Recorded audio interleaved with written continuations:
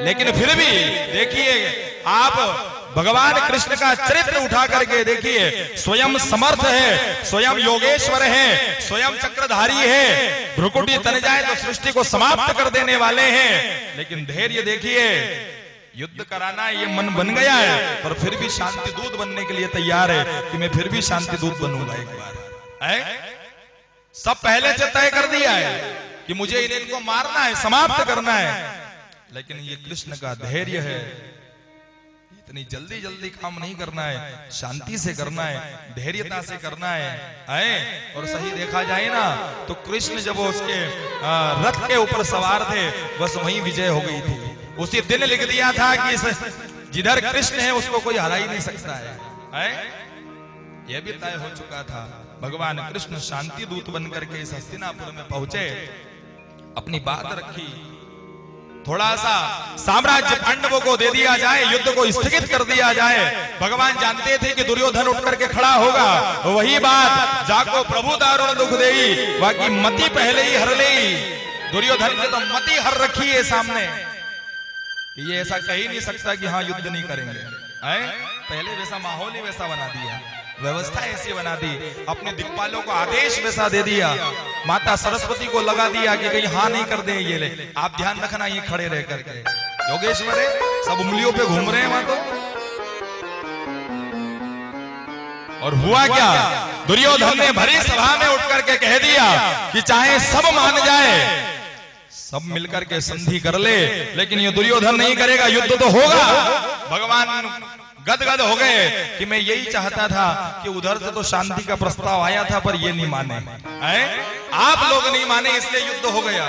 इसलिए भरी सभा में सबके बीच में ये भी प्रमाण चाहिए था ना भगवान को, क्योंकि आगे इतिहास में लिखा जाएगा, मंचों पर से कथा होगी अनेक स्थानों पर, वहां ये बात सिद्ध होनी चाहिए कि भगवान युद्ध नहीं चाहते थे, पांडव युद्ध नहीं चाहते थे, कौरवों ने आगे रह करके युद्ध कराया है।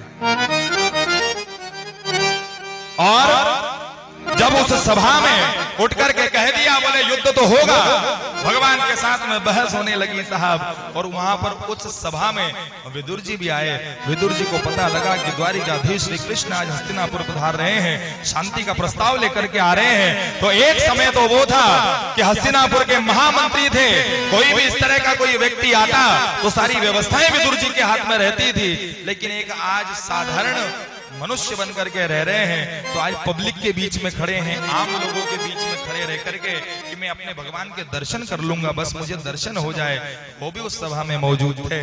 और जब सभा समाप्त हुई, दुर्योधन भगवान के पास आया, आकर के कहा, बोले आपकी सेवा में 56 प्रकार के नैवेद्य मैंने बनवा करके रखे, आप आइए भोजन पाइए। आप शांति दूत बन करके आए हैं, धर्म कहता है कि शांति दूत को शांति के साथ में ही उसके साथ में वर्ताव करना चाहिए। भगवान मुस्कुराए, वाह भले आदमी, पहले तो इतने लोगों के बीच में तू हमारा अपमान करता है और अब तुझे धर्म याद आ रहा है। भगवान ने इनकार कर दिया। उन 56 भोग के ऊपर दृष्टि डाल करके जब देखा, समझिएगा कथा को, बड़ी गहरी कथा है।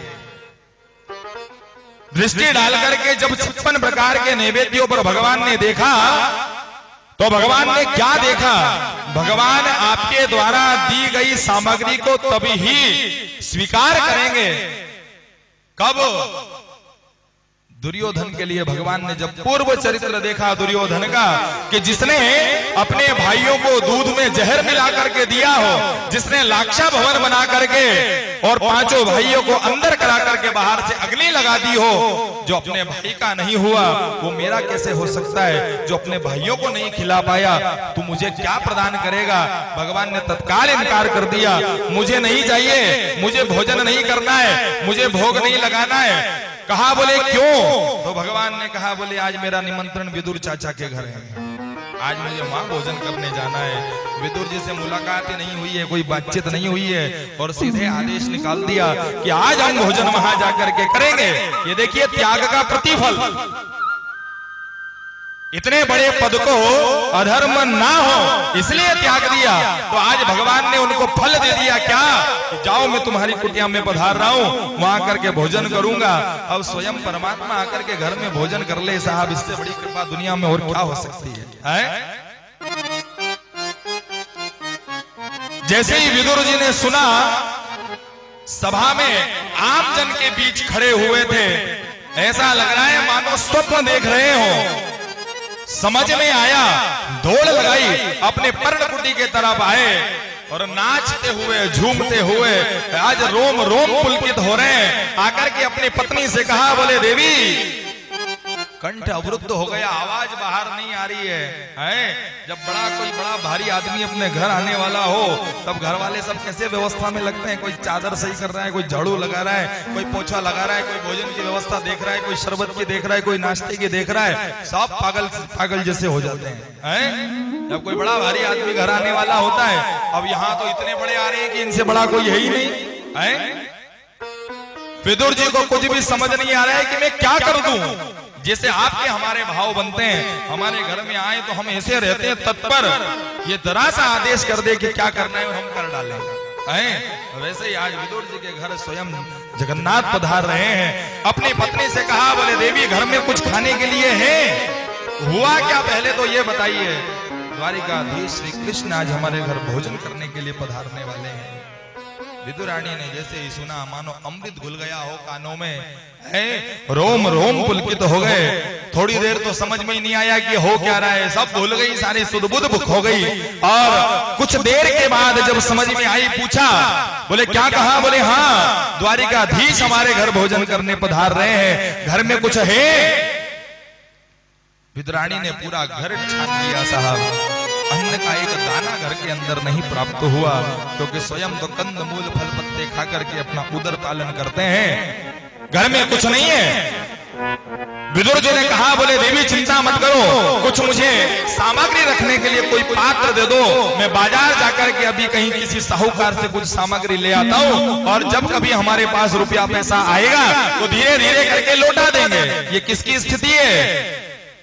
हस्तिनापुर साम्राज्य के महामंत्री की आज ये स्थिति है, जिनके हाथ में संपूर्ण राज्य जिसके हाथ में था, लेकिन अधर्म ना हो उस महल को त्याग दिया और पर्णकुटी में रह रहे हैं। और आज सामग्री घर में एक दाना मिल जाए खाने के लिए इतनी भी नहीं है। आज पात्र लेकर के बाजार में निकले हैं, साहूकार से मैं सामान ले आऊंगा, जब कुछ रुपया पैसा हमारे पास हम इकट्ठा करेंगे तो दे देंगे थोड़ा थोड़ा करके। विदुर जी तो गए सामग्री लेने के लिए, और इधर भगवान ने अपने सारथी को आदेश दिया, दारुक से कहा, बोले भैया रथ तैयार करिए। और रथ पर चढ़े भगवान और सीधे विदुर जी की कुटिया के सामने रथ पहुंच गया। विदुरानी स्नान करने के लिए गई है कि मैं स्नान से निवृत्त हो जाती हूँ, भगवान पधारने वाले हैं, और स्नान कर ही रही थी और बाहर से दरवाजा बजाने की आवाज आई। और हम जब पूछते हैं अंदर से कि भैया बाहर कौन, और यदि कोई कह दे कि हम भैया फलानी जी, तो हम कैसे चौंक जाते हैं, कोई बड़ा भारी आदमी दरवाजे पे हो तो ऐसे विदुरानी ने स्नान करते करते पूछा, बोले भैया कौन? चाची जल्दी से दरवाजा खोलो, मैं आ गया हूं। और जैसे ही सुना, स्नान कर रही थी, दौड़ी, जैसे जैसे कपड़ों को लपेटा, समझ में नहीं आ रहा है कुछ भी, सब उल्टा सीधा आकर के जैसे ही दरवाजा खोला, भगवान का स्वरूप सामने नजर आया। जैसे ही भगवान के ऊपर दृष्टि पड़ी, सुंदरे किम न सुंदरम, एक बार कोई भगवान के स्वरूप को देख ले, दुनिया में कोई स्वरूप उसको जम नहीं सकता। फिर ऐसा अद्भुत अलौकिक स्वरूप है सरकार का। एक टक देखे जा रही है, कितना ही समय बीत गया दरवाजे के ऊपर। भगवान ने कहा, बोले चाची अंदर आने के लिए नहीं कहोगे? अरे हाँ हाँ मैं तो भूल ही गई, चलिए आइए आइए। भगवान का स्वागत हुआ, बुलाया अंदर, और विदुर जी के घर सोफे लगे हुए नहीं थे, डल्लप के गद्दे नहीं लगे थे, बड़ा भारी पलंग लगा हुआ नहीं था, बैठने के लिए व्यवस्था बनाई, नीचे कच्ची जमीन है, गोबर का लेपन उसके ऊपर किया गया है, और घास फूस से बनी हुई एक चटाई वहां पर डाल दी, और मेरे सरकार को वहां विराजमान कर दिया। पीतांबरी धारण कर रखी है, मोर मुकुट लगा हुआ है, करधनी बंधी हुई है, बांसुरी लगी हुई है, अद्भुत स्वरूप है। और विदुरानी की नजरें भगवान के ऊपर से नहीं हट रही है, क्योंकि भगवान के परम भक्ता है, दिन रात भगवान का भजन करती हैं। और आज स्वयं वही घर के अंदर पधार गए हैं। एक टक देखी जा रही है। कहा बोले चाची आगे कुछ होगा कि मुझे देखती रहोगी? हाँ कन्हैया बताओ क्या चाहिए? बड़ी जोर की भूख लग रही है, पहले तो कुछ खिला दो, उसके बाद फिर बात करेंगे, हालचाल वगैरह सब बाद में पूछेंगे, अपने घर परिवार की बातें सब बाद में करेंगे, क्योंकि इनको तो जल्दी है कहीं विदुर जी ना आ जाए, उससे पहले सारा मामला खत्म करना है? कहा बोले चाची जल्दी से कुछ लेकर के आइए, ऐसा लग रहा है मानो थोड़ी देर कुछ नहीं मिला ना तो प्राण ही निकल जाएंगे मेरे। ये योगेश्वर कह रहे हैं जो सारे संसार को खिलाने वाला आज खुद कह रहा है कि मुझे बहुत बड़ी जोर की भूख लग रही है और प्राण बाहर आ रहे हैं। ये सारे भूमिका इस प्रकार की बनाई है। एक बार फिर विदुरानी संपूर्ण घर के अंदर घूम करके आई, लेकिन खाने के लिए एक अन्न का दाना नहीं मिला।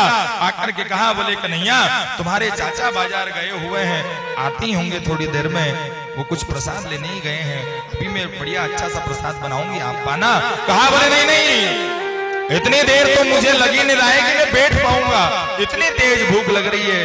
कहा बोले कन्हैया अभी तो घर में कुछ नहीं है, कोई मेहमान आपके घर में आ जाए, कोई अतिथि आपके घर में आ जाए, हमारे घर में हो वो तो हम स्वागत कर दें, पर नहीं हो और सामने वाला हमसे मांग ले और हमारे पास व्यवस्था नहीं हो तो कैसा लगता है मन में? कोई कॉफी पीने वाला आ जाए और गलती से कॉफी उसी दिन खत्म हुई हो और वो यदि कॉफी मांग ले कि नहीं मैं चाय नहीं पीता हूँ कॉफी पीता हूँ, तो हमको उसमें ही कष्ट हो जाता है कि देखो ये आए और हम इनको कॉफी नहीं पिला पा रहे।